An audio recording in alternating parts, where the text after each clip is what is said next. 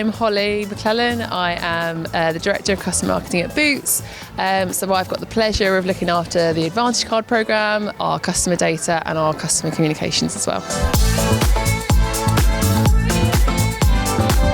This is an interesting one. So I think lots of brands are probably feeling this right now, which is the cost of living. So customers not necessarily having as much money to spend on retail right now. So I think the challenge is being clear on the value that you can get from Boots. So that's just how good the quality of the products are for how much you're spending, but then also letting them treat themselves as well. I think Boots is a great place for people to treat themselves maybe when they don't have as much money. So sort of being there for people who might not be able to have the experiences that they want right now, but do that in a way that's sort of really accessible and easy for them.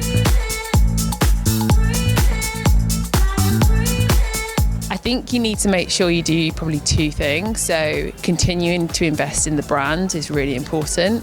And actually I think alongside that, investing in stores is also important as well. So Boots has a large estate of stores. I know that we're going to close a few in the next few months, but that's because we've got a large estate already. So I think maintaining that footprint is really important.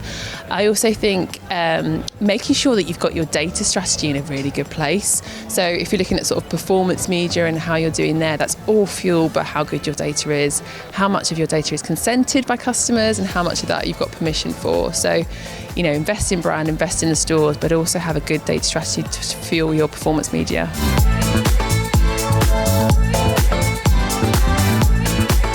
Yeah, it's interesting actually. So whilst I've been at MadFest, I've been on a couple of panels talking about DE&I and inclusion and also women. And I think more women on boards is probably the big one for me. So I kind of look at it and think, well, why aren't we there already? There are leadership programs for women, but there's a couple of things that we need to do. So that's making sure the structure around women at work or anyone who's in a caregiving position is there. So childcare is really expensive in the UK right now, so we need to work with government on how we fix that.